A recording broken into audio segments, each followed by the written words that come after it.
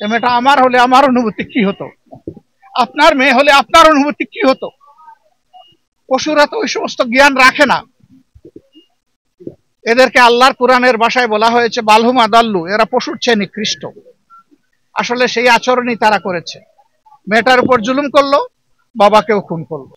তারেক রহমান সাহেব, আমি দেখেছি একটা ভিডিও, তিনি দায়িত্ব নিয়েছেন, তার দলকে দায়িত্ব দিয়েছেন। এটা একটা বিশাল কাজ। এই যে কাজের দায়িত্ব তিনি নিয়েছেন, আমি তাকে ধন্যবাদ। স্কুলের ছোট্ট শিশুটি, নবজাতক, তার বয়স 18 বছর না হওয়া পর্যন্ত আমরা এই পরিবারের সাথে প্রতি মাসে আছি। এদের পড়ালেখার খরচ, এদের জীবনের ব্যয় নির্বাহ, একটা সাধারণ পরিবারের যেটা, সেটার জন্য আমরা পাশে থাকি। মামলার ব্যাপারে আমরা অভিনন্দন জানাই। আমি বিশ্বাস করি আমার মতো আপনারাও ভালো নেই। আমি ঢাকা থেকে এসেছি কয়েকদিন আগে। এখানে অত্যন্ত অবুঝ একটি শিশুর সাথে পশুরা যে আচরণ করেছে, অত্যন্ত লজ্জাজনক বিষয়। তার বাবা এটার প্রতিকার চেয়ে একটা মামলা করেছে। এই মেয়েটার জীবনের সর্বনাশ এর প্রতিকার চেয়ে, কিন্তু মামলা কেন করলো? ঝাল মেটানোর জন্য বাবাকে খুন করে ফেলেছে। আমরা এর নিন্দা জানাই, আমরা এটাকে ঘৃণা করি এবং এর জন্য আমরা দুঃখ এবং সমবেদনা জ্ঞাপন করছি।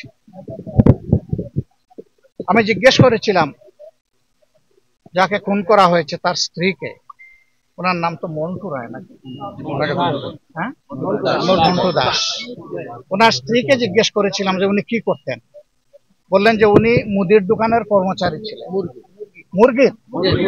মুরগির দোকানের কর্মচারী। যমুনা ইলেকট্রনিক্স ঈদে ডাবল খুশি অফার সিজন 3, যে কোনো পণ্য কিনলেই পাচ্ছেন নিশ্চিত ঈদ উপহার। না, ব্যবসা ওনার নাম। আমি জিজ্ঞেস করেছি উনি কর্মচারী ছিলেন।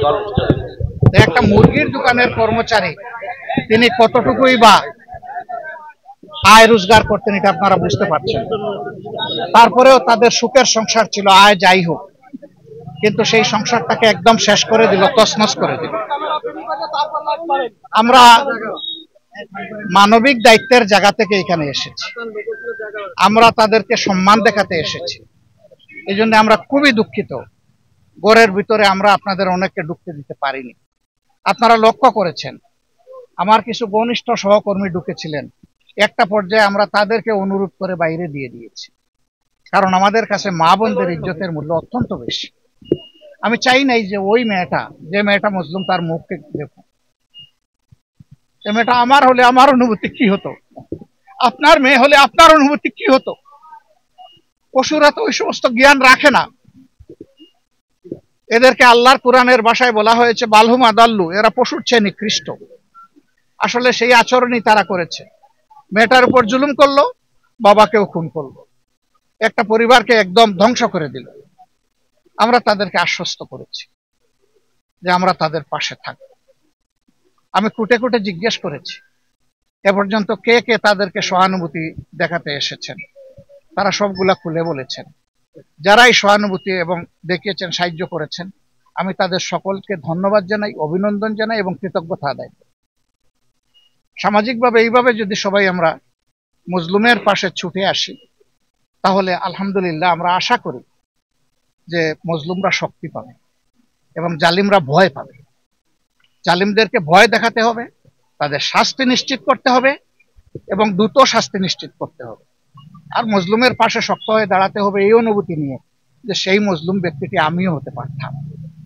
তখন আমার সমাজের কাছে আমি কি আশা করতাম? আমাদের কাছে দল ধর্মের কোনো ব্যবধান নেই, আমাদের কাছে মানবতা। মানবতা যেখানেই বিপন্ন হবে আমরা চেষ্টা করি সেখানেই গিয়ে হাজিরা দেওয়ার জন্য। মহান আল্লাহর উপর ভরসা করে আমরা তাদেরকে আশ্বস্ত করে এসেছি আমরা প্রতি মাসে এই পরিবারের সাথে থাকব। আমিন, ইনশাআল্লাহ। তারা, এই বাচ্চারা তাদের বাবা জীবিত থাকা অবস্থায় যেভাবে চলেছে, এখন যেন তার চাইতে কমপক্ষে একটু ভালো চলতে পারে, সেই দিকে আমরা খেয়াল রাখব ইনশাআল্লাহ। আমরা এও বলেছি স্কুলের ছোট্ট শিশুটি, নবজাতক, তার বয়স 18 বছর না হওয়া পর্যন্ত আমরা এই পরিবারের সাথে প্রতি মাসে আছি ইনশাআল্লাহ। এদের পড়ালেখার খরচ, এদের জীবনের ব্যয় নির্বাহ, একটা সাধারণ পরিবারের যেটা, সেটার জন্য আমরা পাশে থাকি। মামলার ব্যাপারে আমরা অভিনন্দন জানাই তারেক রহমান সাহেব। আমি দেখেছি একটা ভিডিও, তিনি দায়িত্ব নিয়েছেন, তার দলকে দায়িত্ব দিয়েছেন। এটা একটা বিশাল কাজ। এই যে কাজের দায়িত্ব তিনি নিয়েছেন, আমি তাকে ধন্যবাদ। এর পাশাপাশি আমাদেরও যারা সংগঠনের আইনজীবী যারা আছেন, তারা পাশে থাকবেন, একসাথে লড়াই করবেন ইনশাআল্লাহ। এদের শাস্তি যাতে নিশ্চিত হয়, ফাঁক ফোকরে যাতে এরা কোনোভাবে বেরিয়ে যেতে না পারে, আমরা সেই দাবি জানাবো প্রশাসনের কাছে, বিচার বিভাগের কাছে। সম্মানিত ভাইয়েরা, কষ্ট করে আপনারা এসেছেন আমাদেরকে কভার করার জন্য। আমরা আসিয়ার ক্ষেত্রে বলেছি 90 দিনের ভিতরে এই বিচার নিশ্চিত করতে হবে। এখানে দুটি মামলা, একটা নির্যাতনের মামলা আর একটা খুনের মামলা। এই ক্ষেত্রেও আমরা সরকার এবং বিচার বিভাগের কাছে আহ্বান জানাবো এই মামলাটাও যেন দ্রুত বিচার আদালতে নিয়ে সম্পন্ন করা হয়, এবং যেভাবে ওই মামলার ক্ষেত্রে 90 দিনের আশ্বাস দেওয়া হয়েছে, এই মামলাটাও যেন 90 দিনের ভিতরেই নিষ্পত্তি হয়। আর যেন পারপিটেটর যারা, অপরাধী যারা, তাদের শাস্তি যেন নিশ্চিত হয়। আমাদের বার্তা খুবই পরিষ্কার, আমরা জালিমের বিরুদ্ধে এবং মজলুমের পক্ষে। এই যাত্রায়, অভিযাত্রায় আপনাদেরকে আমরা পাশে পেয়েছি, এই জন্য আমরা আনন্দিত। আমাদের বক্তব্যগুলো আপনারা জাতি এবং বিশ্ববাসীর কাছে তুলে ধরবেন, তাহলে মজলুম মানবতা ইনশাআল্লাহ আগামীতে রাস্তা পেয়ে যাবে মুক্তির।